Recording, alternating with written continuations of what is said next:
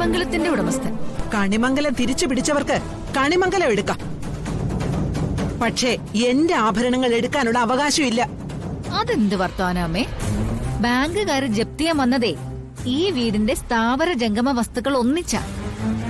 അതില് അലമാരയിരിക്കുന്ന ആഭരണങ്ങളും പെടും, അടുക്കളയിലിരിക്കുന്ന ചട്ടിയും കലവും പെടും.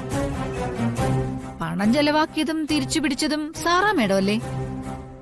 ചില കാര്യങ്ങളൊക്കെ അവരും കൊണ്ടുപോയിട്ടുണ്ടാവും. നിർത്തടി, എന്നോട് കള്ളം പറയണ്ട. നീ അറിയാതെ ആഭരണങ്ങൾ പോവില്ല.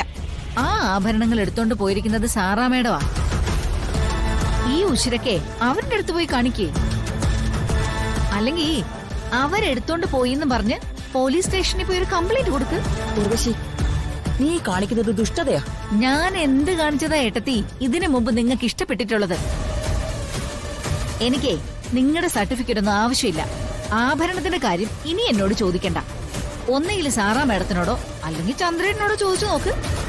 അപ്പൊ പറയാനുള്ള മറുപടി അവര് പറയും.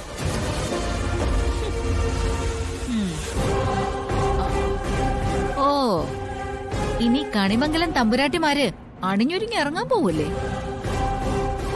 താൻ എന്തായി കാണിക്കുന്നത്? ഇത് താലിമാലയല്ലേ? ഞാൻ പറയാം.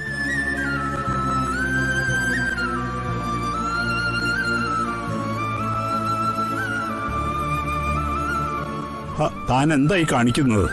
ഇത്രയും നാൾ പരമേശ്വരട്ടൻ കെട്ടിത്തന്ന താലി പവിത്രമായിട്ട് ഞാൻ കഴുത്തിലിട്ടു. ഒരു നിമിഷം പോലും ഞാനിത് ഊരിയിട്ടില്ല. ഇത് കഴുത്തിലില്ലാതെ എനിക്ക് പറ്റിയേയില്ല. വേറൊന്നുമല്ല, ഇത് പരമേശ്വരട്ടൻ തന്നെ എന്റെ കഴുത്തിൽ കെട്ടിത്തന്നാ മതി.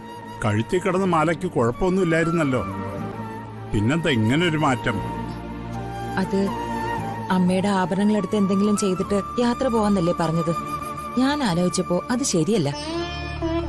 അമ്മയുടെ ആഭരണങ്ങള് അമ്മയുടെ കയ്യിൽ തന്നെ ഇരിക്കട്ടെ. നമുക്ക് ഇത് പണയം വെച്ചിട്ട് പോവാലോ.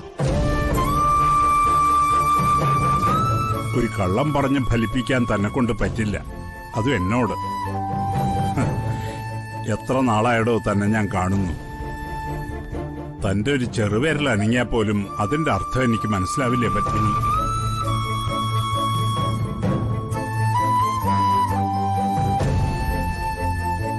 നമ്മുടെ സ്വർണമൊക്കെ ഉർവശി കൊണ്ടുപോയി അല്ലേ?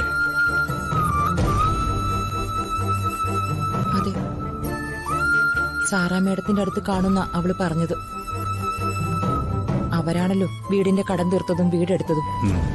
അതിനെന്താ, അവര് ബാങ്കുകാരിൽ നിന്ന് വാങ്ങിച്ചത് ഈ വീടും നമ്മളെയും നമ്മുടെ അഭിമാനത്തെ എല്ലാം കൂടിയല്ലേ?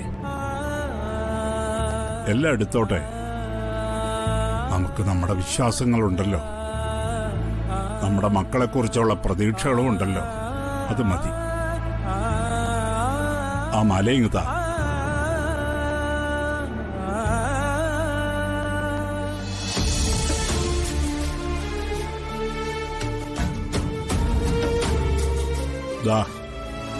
യാത്ര പോകാൻ പണമില്ലെന്ന് പേടിക്കണ്ട. എന്റെ ഒരു പഴയ അക്കൗണ്ടിൽ കുറച്ച് പണം കിടക്കുന്നുണ്ട്. നമുക്ക് പോകാനും വരാനും ഒക്കെ അത് മതിയാവും.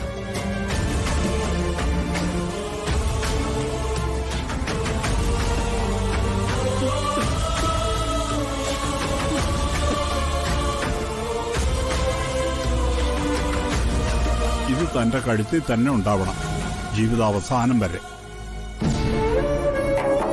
എല്ലാം കഴിഞ്ഞ് എന്നെ കിടത്തുമ്പോ താൻ എന്റെ അടുത്ത് വരില്ലേ? എന്റെ തലയൊന്ന് ചേർത്ത് പിടിക്കില്ലേ? അപ്പോഴായിരിക്കണം ഈ താലി അവസാനമായിട്ട് എന്റെ മുഖത്ത് തട്ടുന്നത്.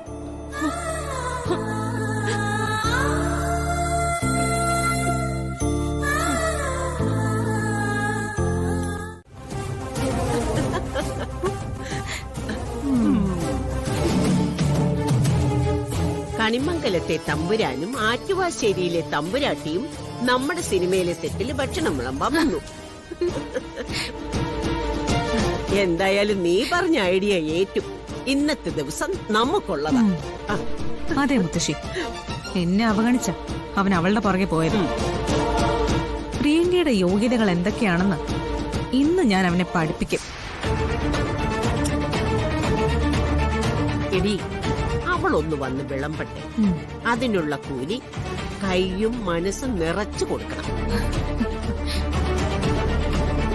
മുത്തശ്ശി, നാണം കെടുത്തുമ്പോ ഒരു വിട്ടുവീഴ്ചയും ചെയ്യരുത്.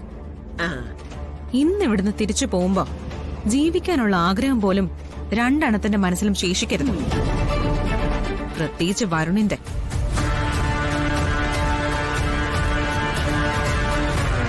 എവിടെയെങ്കിലും ചെന്ന് കെട്ടി തൂങ്ങോ കടലിൽ ചാടുകയോ ചെയ്യട്ടെ.